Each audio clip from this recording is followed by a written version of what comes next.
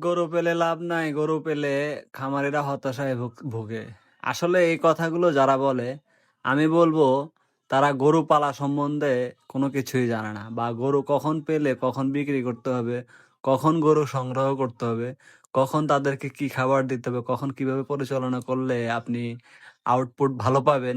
এই বিষয়গুলো তারা কোনো কিছুই বোঝে না। তাই তারা বলে যে গরু পেলে লাভ নেই। আমি বলবো গরুকে যদি আপনি দিন ৳৫০০ ও খাবার দেন তারপরও গরু লাভ দিবে। যদি সেটা ফ্যাটেনিং এর গরু হয়। দুধের গরু হলে তাদের ওজন অনুপাতে তাদেরকে খাবার দিতে হবে। গরু পালায় লস এই কথাটি যারা বলে তারা গরুর পালন সম্বন্ধে বোঝে না বিধায় নিজের আ ব্যর্থতাকে গরুর উপরে দোষ চাপিয়ে দিয়ে নিজেকে হালকা করে। আসল বিষয়বস্তু হচ্ছে আপনি গরুকে কখন কি খাবার দিবেন। দেখেন আমি সবাই ৳৫০-৫৫ দামের স্ট্যান্ডার্ড দানাদার খাদ্য দিয়ে গরু মোটা-তাজা করে। আর আমি ৳৩৪ কেজিতে দানাদার খাদ্য কিনে সেই খাবার গবাদি পশুকে দিয়ে গরু মোটা-তাজা করি। তাহলে আমার হিসাবটা হচ্ছে আমার costing, quality, meet quality, processing সবকিছুই আমাকে চিন্তা ভাবনা করতে হয় মার্কেটিং থেকে শুরু করে আমি কিভাবে কখন গরু সংগ্রহ করব, কখন কোন গরুটা আমার সেল করার উপযোগী বা আমার মার্কেটে এখন কি গরু খাবে এই জিনিসটা এনালাইসিস আমাকে করতে হবে এবং আমি ব্যবসায়িক হিসাবে আমাকে চতুর হতে হবে। বছরের কোন সময় কি গরুর মাংস খাবে, কোন সময় কি গরু লালন-পালন করলে আপনি লাভবান হতে পারবেন রমজানের বাজারে মাংসের দরকার কোয়ালিটি নয়, কোরবানির বাজারে কোয়ালিটি দরকার মাংস নয়। তো আসলে আমরা এগুলো না বুঝার কারণে দিন শেষে দায় দিই আমি ব্যর্থ বা গরু পালন বর্তমান সময়ে এত কিছু খরচ করে আমি সফল না।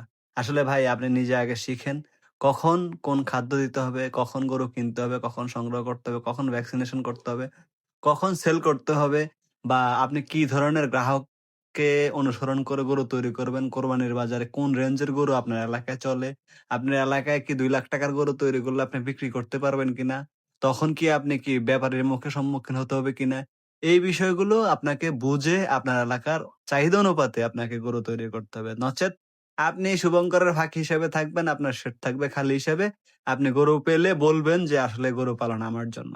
আমি অনলি ৩ মাসের প্রজেক্টে ৳৩৫ দানাদার খাদ্য খাইয়ে এই গরুগুলোকে মোটা-তাজা করেছি। আলহামদুলিল্লাহ ভালো একটা প্রফিট হয়েছে। বাংলাদেশে এমন কিছু খামারি আছে সারাদিন গরুকে খাওয়ায়। সারাদিন যদি গরুকে খাওয়ান তাহলে সে জাবর কাটবে কখন? আমি বলব তাকে অন্তত দিনে ৮ ঘন্টা, রাত্রে ৮ ঘন্টা জাবর কাটার সুযোগ দিন।